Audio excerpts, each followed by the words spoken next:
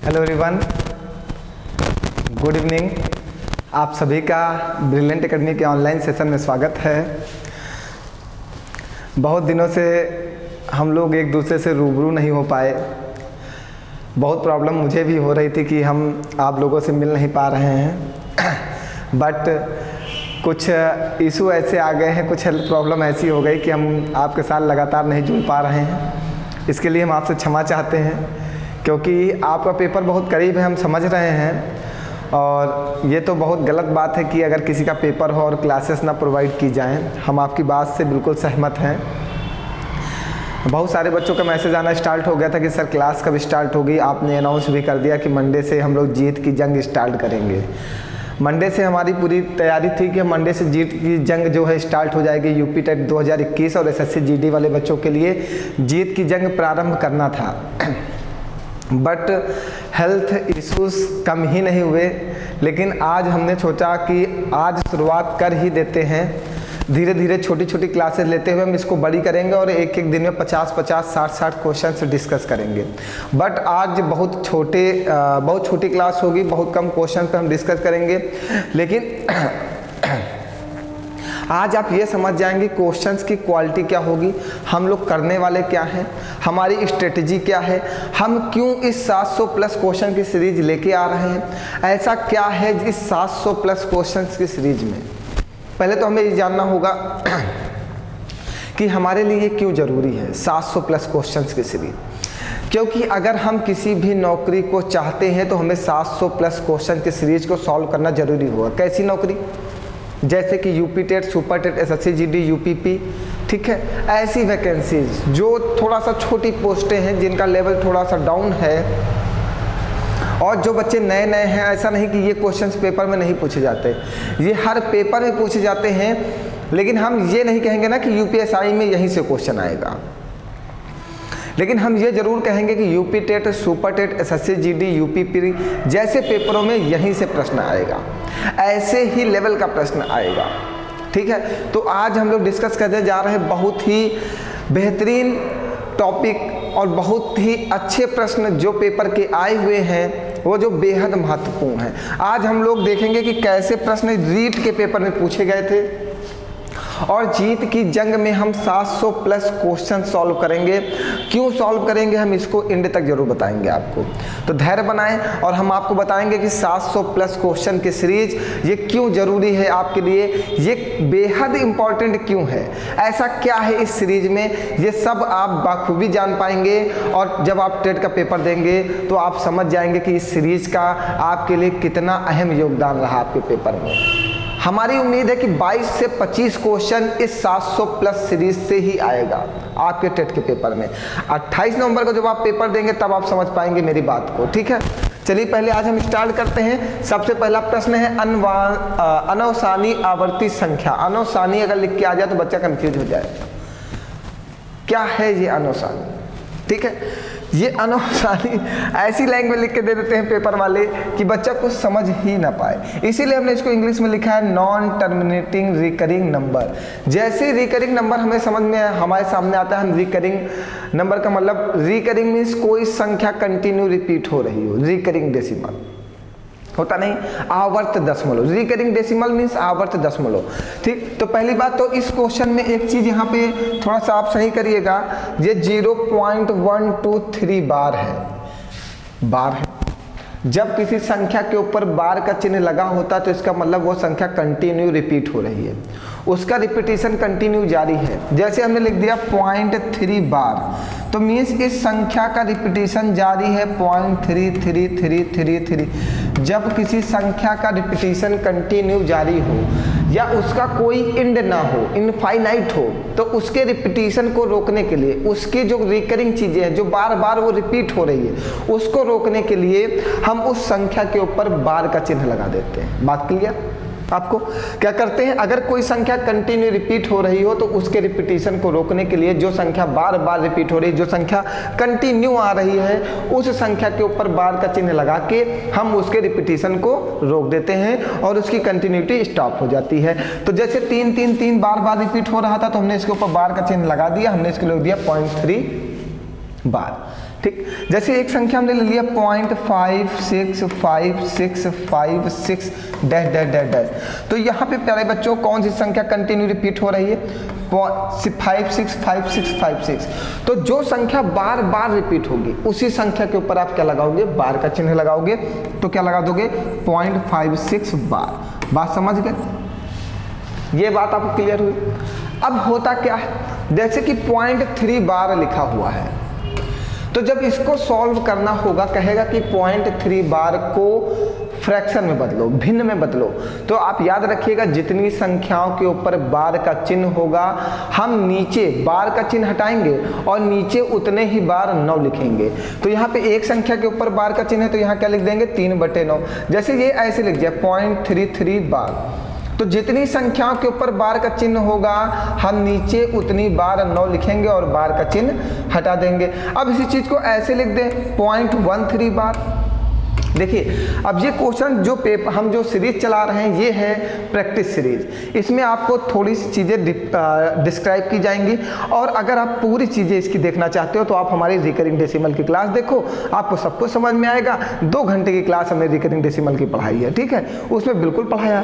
तो अब जैसे रिकरिंग डेसिमल हम आपको सिर्फ रिवीजन के लिए बता रहे हैं कि क्या क्या प्रोसेस है, ठीक, जिससे आपको ये माइंड में सेट रहे और आप आने वाले पेपर में अच्छे से बीट कर सको। क्योंकि रीट 2021 में पूछा गया तो उम्मीद करते हैं यूपी टेट 2021 में जरूर पूछा जाएगा ऐसा प्रश्न, ठीक है। तो जितनी संख्याओं के ऊपर बार का चिन्ह होता है उसके लिए क्या लिखते हैं? 9 लिखते हैं।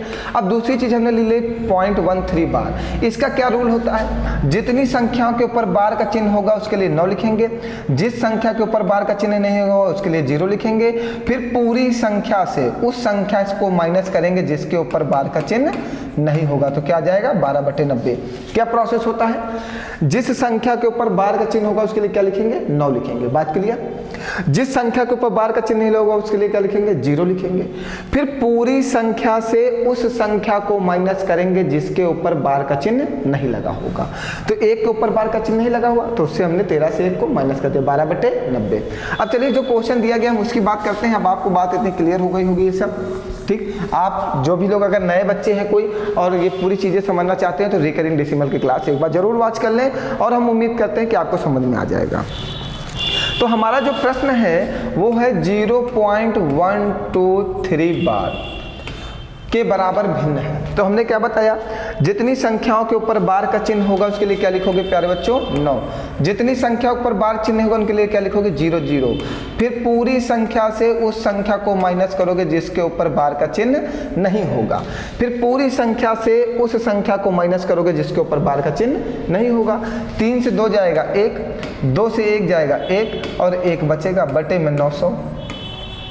काटिए जरा से, ये 3 त्रिक का 9, 2 बचेगा, 3 सते 21 और ये 3 त्रिक का 9, कितना आ गया? 37/300 है ऑप्शन। लीजिए देखिए 37/300। बात क्लियर सभी लोगों को? बताइए कोई परेशानी? आगे बढ़ाया जाए। हम प्रैक्टिस सीरीज इसलिए चला रहे हैं 700 प्लस क्वेश्चन में कि आपके पेपर में आने वाला कोई भी प्रश्न आपका छूटे नहीं। आप एक ही क्वेश्चन को अगर ऐसे ही टाइप के क्वेश्चंस हम 700 क्वेश्चन की सीरीज में 10 क्वेश्चन भी सॉल्व कर लेते हैं ना तो ये मेथड हमारे दिमाग में सेट हो जाएगा और आने वाले पेपर को हम बीट करके आएंगे ना, इसीलिए ये सीरीज को चलाया जा रहा है।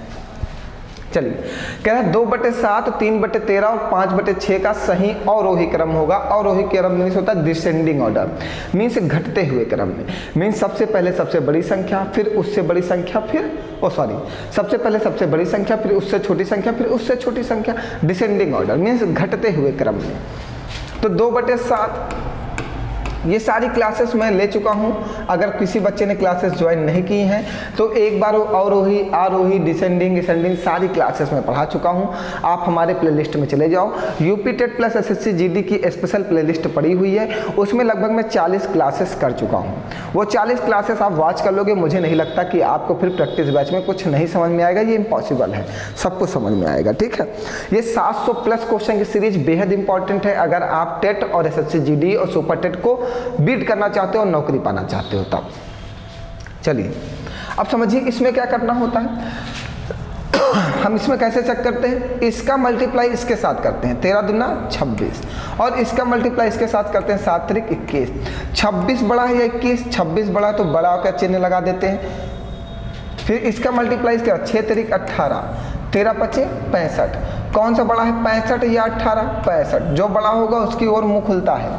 अब हमारे समझ में आ गया ये इससे बड़ी है और ये इससे बड़ी है, तो सबसे छोटी कौन सी हुई, 3/13, और ऑप्शन में कहाँ पे सबसे छोटी सबसे लास्ट में होगी, वही आंसर सही होगा, एक ये वाला और एक ये वाला, दो आंसर तो हमारे कैंसिल हो गए। लास्ट में 3/13 जाएगा क्योंकि इससे बड़ी ये वाली और इससे बड़ी ये वाली, तो सबसे छोटी ये हो गई। अब हम इन दोनों में चेक कर लेते हैं कि कौन सी बड़ी है कौन सी छोटी है। 6 दूनी 12, 7 पचे 35, 35 बड़ा है 12, 35, ये संख्या बड़ी हो गई, ये सबसे बड़ी हो गई, सबसे बड़ी, तो सबसे बड़ी सबसे पहले, फिर उससे बड़ी छोटी, फिर उससे छोटी। देखिए कोई आंसर मिल रहा है, सबसे पहले सबसे बड़ी, फिर उससे छोटी, फिर सबसे छोटी, है कोई ऑप्शन में, ये देखिए सी वाला ऑप्शन है आपका, यही आंसर सही हो जाएगा। बात समझ गए, कोई परेशानी सभी लोगों को क्लियर है, बिल्कुल डन, आगे बढ़ाया जाए, हमारा मेथड आपके माइंड में जा रहा है। चलिए डिवाइड नहीं करना होता प्यारे बच्चों। आइए, कह रहा बड़ी से बड़ी संख्या जिससे 244 तथा 2052 को विभाजित करने पर प्रत्येक स्थिति में 4 शेषफल प्राप्त हो वह संख्या है। कह रहा बड़ी से बड़ी संख्या, बड़ी से बड़ी कोई संख्या बताओ जिससे 244 और 2052 को विभाजित किया जाए, और विभाजित करने पर शेष क्या बचना चाहिए, 4 बचना चाहिए। आप तो इस क्वेश्चन को लगा लोगे सभी लोग, बिल्कुल क्लियर है। हमें लगता है आपसे उम्मीद कर सकते हैं इस क्वेश्चन को लगाने के लिए, हम बिल्कुल ऐसी आशा करते हैं कि हमारे जितने भी विद्यार्थी हैं इस प्रश्न को जरूर लगा लेंगे। नहीं लगा पाएंगे, लगा लेंगे। चलिए इस क्वेश्चन को लगा के आप आंसर कमेंट करिए, हम देखते हैं कि कितने लोग इस क्वेश्चन को लगा लेंगे। बहुत ही आसान प्रश्न है, हमें 100% उम्मीद है कि आप लगा लोगे। चलो, कह रहा पी ने 9,000 रुपए का ऋण 8.5% साधारण ब्याज दर पर 2 वर्ष 8 मास के लिए लिया, तो उसे कुल कितनी राशि पुनः लौटानी पड़ी। पुनः कितनी राशि लौटानी पड़ी ये बताना है। मीन्स प्रिंसिपल आपको 9,000 रुपए दे रखा है, साधारण ब्याज बराबर होता है मूलधन गुणे दर गुणे समय बटे में 100, ठीक है। अब समय क्या है हमारा, 2 वर्ष 8 महीने है, तो 2 वर्ष का मतलब 24 महीने ये और 8 महीने ये, टोटल हमें कितने महीने का ब्याज देना है, 32 महीने का ब्याज देना है। जब भी साधारण ब्याज में मंथ दिया होगा तो 1 साल में 12 महीने होते तो 12 से डिवाइड कर देना, और अगर दिन दिया है तो 1 साल में 365 दिन होते हैं, तो जो दिन देगा उसको 365 से डिवाइड कर देंगे। यहाँ पे 32 महीनों को ब्याज बताना है तो 32 को किससे डिवाइड कर देंगे, 12 से। यहाँ से 1 दशमलव हटा लो, 1 जीरो और बढ़ा लो, 1 2 3, 3 जीरो से 3 जीरो काट दो। अब किससे कटेगा, 3 त्रिका 9, 3 चौको 12, ये 4 अट्ठे 32। हमारे पास क्या आ गया, 3 गुणे 85 गुणे 8, ये 8 5 40 का 0 हाथी लगा, 4 8 28 64, 4 68 और 3 3 0 0 3 8 24 का 4 हाथी लगा 2, 3 6 18 2 20। मीन्स जो आपने ब्याज दिया है साधारण ब्याज वो कितना दे दिया है, 2040 रुपये। बताइए यहाँ तक कोई परेशानी। बस आप इतना ध्यान रखिएगा, साधारण ब्याज में अगर दिन दिया गया है तो आप 365 से डिवाइड करोगे, और अगर मंथ दिया गया है तो 12 से डिवाइड करोगे, ठीक है। तो ब्याज आपने दिया है 2040 रुपये, आपको बताना है कि आप उसे कितनी धनराशि वापस करोगे। उस व्यक्ति ने आपको 9,000 रुपये दिए थे और 2040 रुपये आप उसको ब्याज दोगे, तो टोटल कितनी धनराशि वापस करोगे, 11,040 रुपये। ये देखिए आंसर। बात क्लियर है सभी लोगों को। हमने साधारण ब्याज की भी पूरी क्लासेस आपके साथ डिस्कस की हैं, आप अगर नहीं पढ़े हो तो एक बार ज़रूर देख लो, क्योंकि उम्मीद करते हैं साधारण ब्याज से भी प्रश्न आपके पेपर में आएगा ज़रूर। आइए, बहुत ही अच्छा प्रश्न है इस बार, बहुत ही लाजवाब प्रश्न है। कह रहा है एक 22 सेंटीमीटर गुणे 4 सेंटीमीटर के आयताकार कागज को मोड़कर एक 4 सेंटीमीटर ऊंचाई का बेलन बनाया गया है। देखो, एक आयत है, ये आयत की जो 22 मीटर ये लंबाई है और 4 सेंटीमीटर इसकी ऊंचाई है। को मोड़कर एक 4 सेंटीमीटर ऊंचाई का बेलन बनाया गया। इसको मोड़ के क्या बनाया गया है? एक बेलन बनाया गया। क्या बनाया गया? एक बेलन बनाया गया। ये बनाया गया। सभी लोग समझेंगे भैया?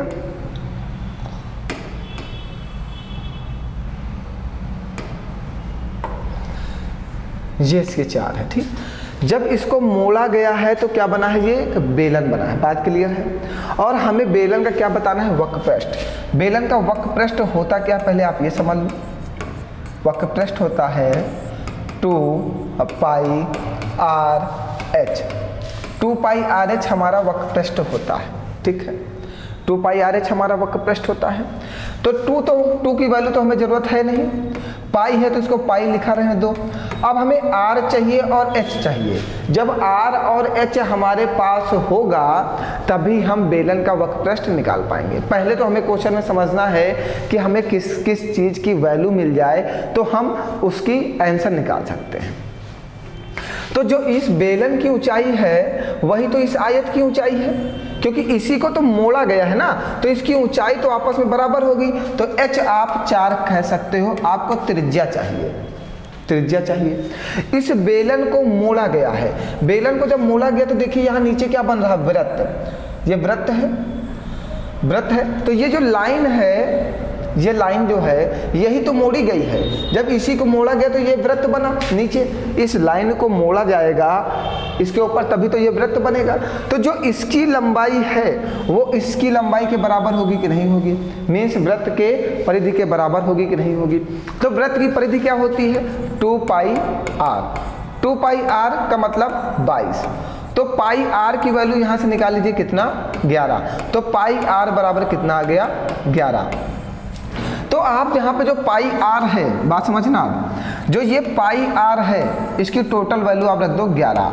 11 दूना 22, 22 चौको 88 सेंटीमीटर स्क्वायर। ये हमारा आंसर आ जाएगा 88 सेंटीमीटर स्क्वायर वक्रपृष्ठ हमारा। बताइए प्यारे बच्चों, कोई समस्या कहीं पर आपको कुछ ना समझ में आ रहा तो बोलिए। बहुत ही बेहतरीन प्रश्न है। देखो ये जो लंबाई है, जब इसको आप मोड़ोगे तो यही तो लंबाई इसकी बन जाएगी। यही तो जब बेलन बनेगा तो ये जब मुड़ रहा है तो ये लंबाई ही तो मुड़ रही है इसकी।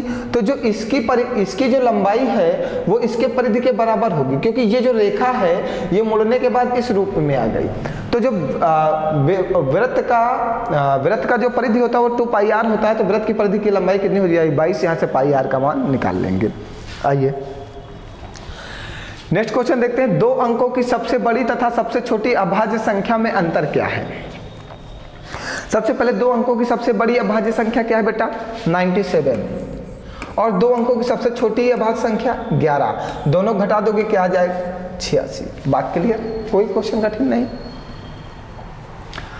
वह कौन सी छोटी से छोटी संख्या है जो 1 से 10 तक की संख्याओं से विभाज्य है?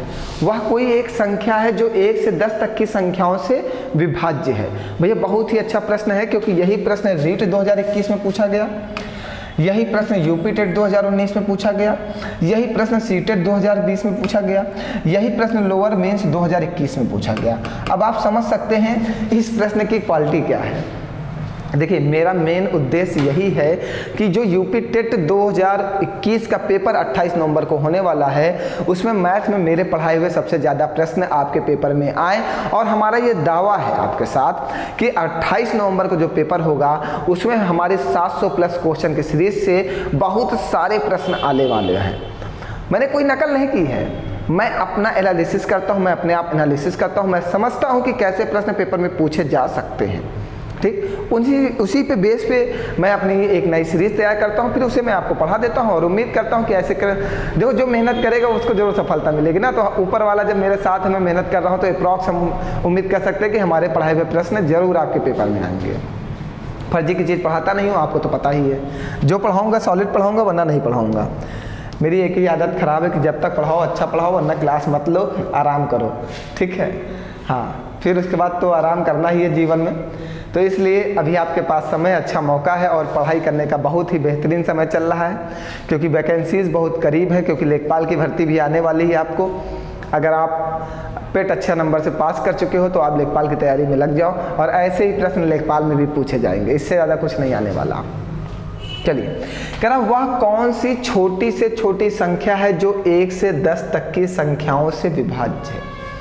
कोई एक संख्या है जो 1 से 10 तक की संख्याओं से क्या है, विभाज्य, छोटी से छोटी संख्या है। ठीक है, किससे किससे विभाजित है, 1 से, 2 से, 3 से, 4 से, 5 से, 6 से, 7 से, 8 से, 9 से, 10 से। और जैसे ही आप अपनी बाबू को देख के खुश हो जाते हो, वैसे ही मैं 9 को देख के खुश हो जाता हूँ। आपको जब आप उसको देखते हो ना, आपको खूब खुशी मिलती है, मतलब वो खुशी आप जाहिर नहीं कर सकते हो कि इतनी खुशी होती है उसको देखने के बाद। सेम वही फीलिंग मेरे अंदर आती है जब अपने प्रिय में 9 को देखता हूँ। मुझे 9 देखते ही इतनी खुशी मिलती है कि क्वेश्चन सेकंडों में हल हो चुका है। अब तो कुछ करने वाला ही नहीं है इस क्वेश्चन में, क्योंकि 9 देखता हूँ मैं रुक ही नहीं पाता हूँ और आंसर पे टिक लगा देता हूँ तुरंत। ये चीज, इस 9 में ये क्वालिटी है। 9 फॉलो करता है डिजिटल सम। 9 क्या फॉलो करता है, डिजिटल सम। और डिजिटल सम की क्लास हमने बहुत बेहतरीन तरीके से पढ़ाई है, आप सभी लोग एक बार जरूर पढ़ लेना। जैसे ही 9 हमें दिखेगा हम डिजिटल सम फॉलो करा देंगे। और डिजिटल सम क्या कहता है, जहाँ पे भी संख्याओं का योग कितना हो, 9 हो, 5 2 7 2 9, वो संख्या पूरी की पूरी हमसे डिवाइड होगी। अगर ये संख्या 9 से डिवाइड हो रही तो ये संख्या 2 से भी डिवाइड है, 4 से भी डिवाइड है, 5 से भी डिवाइड है, 7 से भी डिवाइड है, 10 से भी डिवाइड है, 9 से भी डिवाइड है, 8 से भी डिवाइड है। ये सभी संख्याओं से विभाजित है। और आपका प्रश्न वही पूछा है, वह कौन सी छोटी से छोटी संख्या है जो 1 से 10 तक की सभी संख्याओं से विभाजित है ना। अब बहुत सारे बच्चे कहेंगे सर जी 9 तो यहाँ भी बन रहा है, लेकिन बेटा उसने कहा वह छोटी से छोटी संख्या 50, 40, 100, 25, 120 से बड़ी है ना, तो आपको छोटी से छोटी बतानी है, बड़ी से बड़ी नहीं बतानी है। जब वो कहता वो बड़ी से बड़ी संख्या बताइए, तब आप कहते 50, 40, लेकिन उसने छोटी से छोटी पूछा तो 50, 25, 20।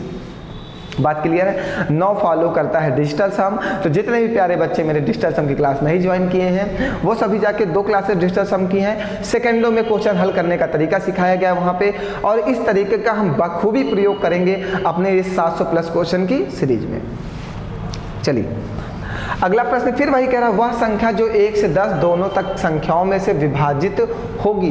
तो ये क्या फॉलो करेगा, डिजिटल सम, क्योंकि 1 2 3 4 5 6 7 8 9 10 कहा वह संख्या जो 1 से 10 दोनों सम्मिलित तक संख्याओं से विभाजित होगी। कोई एक संख्या होगी जो इन सभी संख्याओं से क्या है, विभाजित है। और हमने आपसे बोला जैसे ही मैं 9 देखता हूँ मुझे उतनी ही खुशी मिलती है जैसे कि आपको अपनी गर्लफ्रेंड को देखने से मिलती है ना। सेम वही खुशी मिलती है, क्योंकि ये क्या फॉलो करता है, डिजिटल सम। आप उसको देख के जितना खुश होते हो उतना ही ज़्यादा खुश मैं 9 को देख के होता हूँ, क्योंकि 9 फॉलो करता है डिजिटल सम। ये कहता है जहाँ पे भी संख्याओं का योग 9 होगा वही संख्या हमसे विभाजित होगी। और क्वेश्चन कह रहा है कि तक संख्याओं से विभाजित होगी, मीन्स इसमें एक संख्या ऐसी है जो इन सभी संख्याओं से विभाजित है। वो कौन सी है, 2520, क्योंकि 5 2 7 2 9 9 डिजिटल सम यहीं पे बनेगा। यहाँ पे डिजिटल सम कितना बनेगा, 1, यहाँ पे कितना बनेगा 1, यहाँ पे कितना बनेगा 1। और जहाँ पे 9 बनेगा, 9 का डिजिटल सम का नियम कहता है कि संख्याओं का योग 9 होगा तभी वो संख्या हमसे विभाजित होगी। बात क्लियर है सभी लोगों को? बताइए आगे कोई परेशानी? भैया ये क्लास आप डिजिटल सम की जरूर देख लीजिएगा, क्योंकि ऐसा ही प्रश्न सीटेट 2020 ने पूछा है और यहाँ पे आंसर बनेगा 50 40। सेम क्वेश्चन देखिए, रीट 2021, टेट 2019, सीटेट 2020।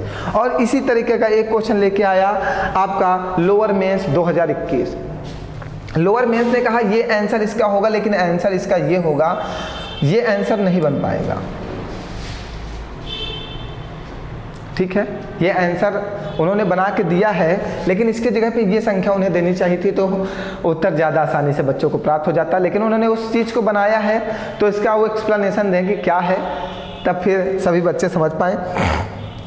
वैसे मुझे लगता है उन्होंने आंसर गलत बनाया है। ठीक है, आंसर ये होना चाहिए।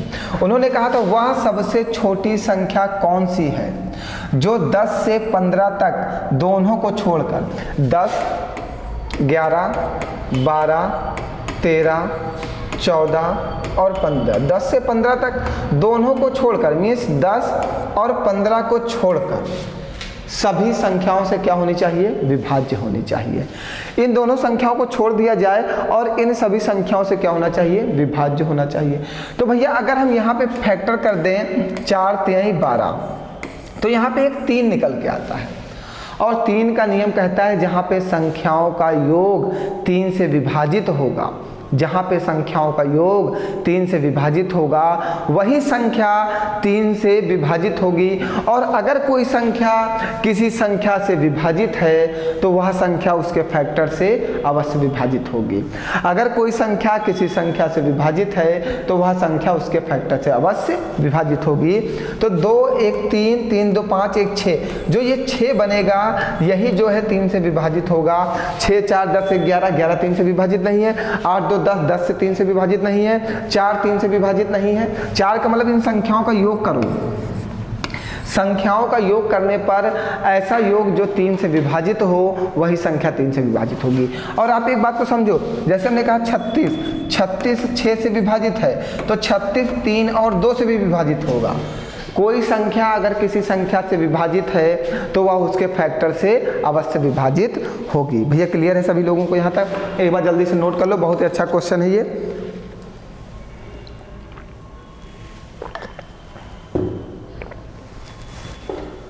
बढ़ाया जाएगा। चलिए, लोअर पीसेस ने एक एलसीएम का क्वेश्चन पूछा था, 513 और 1134 का लघुत्तम समाप्त वर्ग क्या होगा, एलसीएम क्या होगा। हम आज आपको डिजिटल सम का मतलब एक ऐसा कॉम्बिनेशन दे रहे हैं कि आप सोच नहीं सकते हो कि अप्रॉक्स क्वेश्चन डिजिटल सम से सॉल्व किए जा सकते हैं। देखिए, सभी बच्चे पेपर में इसको क्या करेंगे, लगाएंगे। हम क्या करेंगे, 5 3 8 1 9, 4 3 7 2 9, हमने संख्याओं को जोड़ दिया, सब जगह 9 बन रहा है। तो देखिए यहाँ पे जब जोड़ोगे तो कितना बनेगा, 7। यहाँ पे 6 2 8, 8 8 16 मतलब 7। यहाँ पे 7 2 9, 8 1 9, 9 बनेगा। 5 8 1 9, 5 2 7, यहाँ पे 7 बनेगा। जब संख्याओं का योग दोनों जगह 9 आ रहा है तो उसका आंसर भी 9 आना चाहिए, यही एलसीएम हो जाएगा इसका। बताइए, लोअर मेंस 2021 का आया हुआ प्रश्न है। इसमें क्या करना है, सिर्फ डिजिटल सम फॉलो कराना है और डिजिटल सम से हम बड़े बड़े प्रश्न को सॉल्व कर सकते हैं। इसलिए मेरे प्रिय छात्रों, प्रिय विद्यार्थियों, आपसे निवेदन है कि आप एक बार जाके डिजिटल सम की क्लास अवश्य देख लें। अगर आपने नहीं पढ़ा है, हमारे प्ले लिस्ट में पड़ी हुई है, 2 3 3 क्लासेस हैं, आप सभी देख लें डिजिटल सम की। उसमें बहुत ही बेहतरीन चीज़ें सिखाई गई हैं। और उसके बाद डिजिटल सम पढ़ने के बाद आप एलसीएम एचसीएफ पढ़ लेंगे। एलसीएम एचसीएफ को भी बहुत ही यूनिक कॉन्सेप्ट से सिखाया गया है डिजिटल सम के द्वारा। आगे बढ़ें, ये समझ में आ गया सभी लोगों को। चलिए, वह छोटी से छोटी वर्ग संख्या जो 7 14 21 में से प्रत्येक से विभाजित होनी चाहिए। सबसे पहले तो हमें इसमें पता करना चाहिए, एक क्वेश्चन में एक लैंग्वेज इन्होंने लिखा है छोटी से छोटी वर्ग संख्या। समझ गए?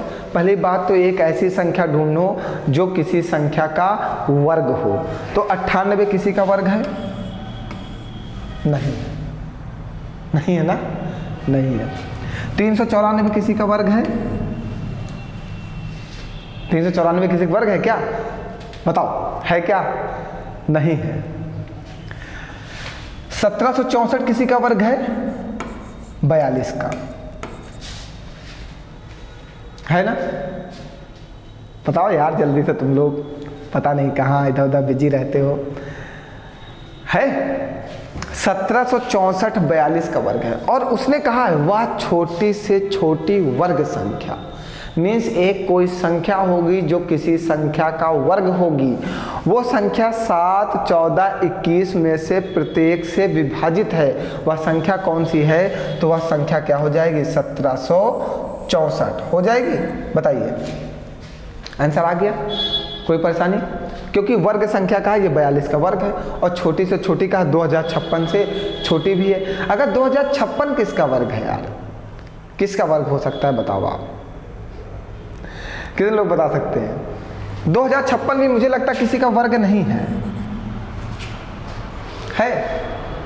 2056 किसी का वर्ग है?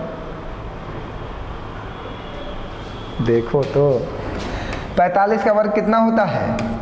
20 25, यही तो होता है। और इसका 41 का वर्ग कितना होता है बताओ? 4 1 4 4 दूनी 8 16, सॉरी 1, फिर 1 चौको 4 4 दूनी 8, और सॉरी 41 कह रहा हूँ। 46 का वर्ग निकालो अब। 6 छांग 36 का 6 हासिल लगेगा 3, 6 चौको 24, 24 दूना 48, 48 3 51, 4 चौक 16, 2116। तो देखो 2056 किसी का वर्ग नहीं होता, काम में खत्म हो गया। तो एक ही वर्ग संख्या 1764 आंसर आ गया आपका। टाइम वेस्ट कर दी फर्जी का आपका ना, बहुत कीमती समय है आपका। राजन 2 छत पंखे 2500 रुपये प्रति पंखे की दर से खरीदे, उसमें से एक पंखे को 15% लाभ और दूसरे पंखे को 8% हानि से बेचे। इस सौदे में कितने प्रतिशत का लाभ या हानि हुई? जब दोनों पंखे का क्रय मूल्य समान हो, जब दोनों पंखे का क्रय मूल्य समान हो और हमें पूरे सौदे में प्रतिशत लाभ या हानि निकालना हो। देखो रीट 2021 में आया हुआ प्रश्न है। जब दोनों सौदे का क्रय मूल्य समान हो और हमें पूरे सौदे में लाभ या हानि प्रतिशत निकालना हो तो होता क्या है, प्रॉफिट परसेंट इक्वल टू होता है P1 प्लस P2/2। जब दोनों बार प्रॉफिट हो रहा हो, जबकि इसमें एक बार लाभ हो रहा और एक बार हानि हो रहा। हमने कहा जब दोनों बार प्रॉफिट हो रहा हो तब के लिए है ये। अब जब दोनों बार लॉस हो रहा हो, अब एक बार प्रॉफिट और एक बार लॉस हो रहा हो तो ये मेथड हम अप्लाई करते हैं, लेकिन दोनों पंखों का क्रय मूल्य समान होना चाहिए। दोनों पंखों का क्रय मूल्य क्या होना चाहिए? समान होना चाहिए। तो एक बार क्या हो रहा है, आपको लाभ हो रहा है कितने परसेंट का? 15% का। एक बार आपको क्या हो रहा है? हानि हो रहा बटे में 2, तो 7/2 कितना हो जाएगा? 3.5% का लाभ। अब कहेंगे सर जी आपको कैसे पता कि लाभ ज़्यादा हो रहा है या हानि हो रही? भैया जब दोनों के क्रय मूल्य क्या है? समान है। एक पे आप 15% का लाभ ले रहे हो, एक पे आप 8% की हानि कमा रहे हो, तो लाभ तो हो ही रहा है, लाभ कहाँ नहीं हो रहा? तो आपका आंसर क्या आएगा? 3.5% का लाभ। इस फार्मूलों को आप याद रखना और यूपी टेट में ऐसे प्रश्न पूछे जा सकते हैं, क्योंकि रीट 2021 में पूछा गया। चलिए देखते हैं कितने क्वेश्चंस और रह गए हैं, क्योंकि आज जो हम लोग सीरीज लेके आए थे उसकी शुरुआत तो कल से होगी, क्योंकि आज हम सिर्फ ऐसा दिखाना चाह रहे थे कि ऐसा आपको बताना चाह रहे हैं कि हम जो करना चाह रहे हैं वो क्या करना चाह रहे हैं। बस हम ये करना चाह रहे हैं कि आप हमारी जो क्वेश्चन सीरीज चलने वाली, प्रश्न सीरीज चलने वाली 700 प्लस क्वेश्चंस की आप ज़्यादा से ज़्यादा लोगों तक शेयर करो, क्योंकि ये बेनिफिट सभी बच्चे पा सकें जितने भी UP TET, SSC GD, UPP, लेखपाल ऐसी वैकेंसीज की तैयारी कर रहे हैं, क्योंकि ये उनके लिए ज़्यादा लाभदायक होगी, क्योंकि इसमें हर टाइप के क्वेश्चंस आएंगे और हर टाइप के क्वेश्चंस का रिवीजन करना बहुत ज़रूरी है। बिना रिवीजन से कोई भी चीज़ तैयार नहीं होती। हमेशा आप किसी भी चीज़ को हमेशा के लिए तैयार करना चाहते हो, तो अगर आप रिवीजन में बने रहे तो हमेशा वो चीज़ तैयार रहेगी। अब जैसे अगर आप जिससे आप बात करते हो, अगर उससे 20 दिन बात ना करो तो आप भूल नहीं जाओगे उसको। आप उसको रोज़ मतलब उसको ना भूलने के लिए क्या करते हो? उसको ना भूलने के लिए दिन में 10 बार याद करते हो, 10 बार फ़ोन करते हो, 10 बार मैसेज करते हो, तभी तो आप उसको भूलते नहीं हो। अगर आप 20 दिन लगातार आप उसको मैसेज ना करो, कॉल मत करो, तो आप भूल जाओगे उसको, याद मत करो। 20 दिन आप किसी भी चीज़ को छोड़ दो, वो हैबिट समाप्त हो जाएगी। तो जैसे आप उसको याद रखने के लिए रोज़ कॉल, रोज़ मैसेज, रोज़ मिलने जाते हो, वैसे ही प्रश्न को याद करने के लिए 700 प्लस क्वेश्चन की सीरीज बेहद इंपॉर्टेंट है। प्रश्न कैसे हल किए जाते हैं ये इसमें सिखाया जाएगा, और जब वही प्रश्न हर दूसरे तीसरे दिन हमको मिलता रहेगा तो ये जो तरीका है हमारा, जो हमने सोचा है, शायद आप इसका बेनिफिट उठा सकते हैं अपने पेपर में, क्योंकि जो हमने सोचा है वो हमें लगता है ऐसा करने से आप उस चीज़ को भूलोगे नहीं, आप उस चीज़ को भूलोगे नहीं। कोई भी चीज़ जब रोज़ आएगी, हर दूसरे तीसरे दिन वो हमसे मुलाकात होगी ज़रूर, तो हमारे दिमाग में बैठ ज़रूर जाएगी, और अगर हमारे दिमाग में बैठ गई तो हम पेपर में करके आएंगे, ये दावा है हमारा ना। चलो अब आज लास्ट क्वेश्चन पढ़ लेते हैं, इसके बाद फिर कल से देखो हमने क्वेश्चन बहुत डाले हैं, मतलब आज मैं क्वेश्चन बहुत लेके आया था, लेकिन ये सीरीज कल से स्टार्ट होगी। 55-60 क्वेश्चन मैं लेके आया था कि सीरीज बच्चों को पढ़ाना है, लेकिन ये सीरीज हम कल से पढ़ाएंगे, ये क्वेश्चन सॉल्व कराने के बाद, ठीक है। और इस क्वेश्चन को देखते हैं। एक घनाभ की विमाएं 60 सेंटीमीटर तथा 54 सेंटीमीटर तथा 30 सेंटीमीटर हैं, उस घनाभ के अंदर 6 सेंटीमीटर भुजा के कितने घन रखे जा सकते हैं। एक घनाभ के अंदर एक घन को रखना है और घनाभ की विमाएं हमें दी गई, मीन्स भुजाओं की लंबाई दी गई, और उसके अंदर जो 6 सेंटीमीटर भुजा वाले कितने घन रखे जा सकते हैं। ठीक, ये हमें बताना है। तो ये होता है नंबर बराबर संख्या बराबर घनाभ का आयतन, घनाभ का आयतन अपॉन में घन का आयतन, घन का आयतन। अब बहुत सारे लोगों को ना घनाभ का आयतन याद होगा ना घन का आयतन होगा। याद हो, घनाभ का आयतन होता है L into b into h और घन का आयतन होता है A इंटू ए मीन्स भुजा क्यूब। ठीक है, तो L कितना दिया गया 60, B कितना दिया गया 54 और H कितना दिया गया 30 बटे में A इंटू ए 6 गुणे 6 गुणे 6। इसको काटो 6 दहा 60, ये 6 नवा 54, ये 6 पंचे 30, ये 5 9 45, 450। देखो है 450 घन उसके अंदर आएंगे। तो रीड के देखिए कितने ही बेहतरीन प्रश्न थे, बहुत ही आसान थे। हमें नहीं लगता कोई भी प्रश्न कठिन रहा होगा, बिल्कुल आसान प्रश्न ही रीड में पूछे गए थे। तो सभी बच्चों से हमारा एक निवेदन है कि सबसे पहले आप क्लास को ज़्यादा से ज़्यादा शेयर करेंगे। कौन सी क्लास को? हमने जो आपके लिए ये क्लास स्टार्ट की है यूपी टेट 2021 की जीत की जंग, इस क्लास को आप ज़्यादा से ज़्यादा बच्चों तक पहुंचाओगे, जिससे कि सभी बच्चे जो एसएससी जीडी यूपी टेट लेखपाल कांस्टेबल की तैयारी करते हैं, ये सीरीज उनके लिए बेहद महत्वपूर्ण है। इसमें हम आपको 700 प्लस क्वेश्चन सॉल्व कराने वाले हैं, 700 प्लस क्वेश्चन। तो आप समझिए 700 प्लस क्वेश्चन जो इस लेवल के होंगे, वो क्वेश्चंस अगर हम लोग कंटिन्यू पढ़ते रहेंगे और अगर ये सीरीज सक्सेस रही आपके साथ, तो इस सीरीज को मैं और आगे बढ़ा दूंगा, जिससे कि जितने बच्चे यूपीपी और लेखपाल का पेपर देने वाले हैं उनको किसी भी प्रकार की परेशानियां ना हो। और इसी सीरीज को आगे इसलिए बढ़ा देंगे क्योंकि आने वाले समय में सुपर टेट का भी पेपर होगा। तो अगर हम ये कंटिन्यूटी रिपीटेशन रखेंगे क्वेश्चनों का, तो हम क्वेश्चंस कभी भी भूलेंगे नहीं। हमेशा याद रहेगा कि इस क्वेश्चन का फार्मूला क्या होता है, ये क्वेश्चन सॉल्व कैसे होता है, इस क्वेश्चन को लगाया कैसे जाएगा। बस मेरा मेन उद्देश्य है कि पढ़ाने से ज़्यादा प्रैक्टिस कराई जाए। हमने पढ़ा तो दिया, बहुत सारी क्लासेस पढ़ा दिया, प्रैक्टिस में हम जो भी क्वेश्चंस आएगा हम उसके बाद डिटेल से डिस्कस करेंगे, उसको हम डिटेल से आपको बताएंगे कि वो क्वेश्चन कैसे सॉल्व होगा। और अगर कोई क्वेश्चन कठिन होगा तो उसी तरीके के हम 2-3 प्रश्न ले लेंगे उसी बीच में और आए हुए प्रश्नों को लेंगे, जिससे कि आपका पेपर बेहतरीन जाए। तो मिलते हैं फिर कल बेहतरीन सी क्लास में।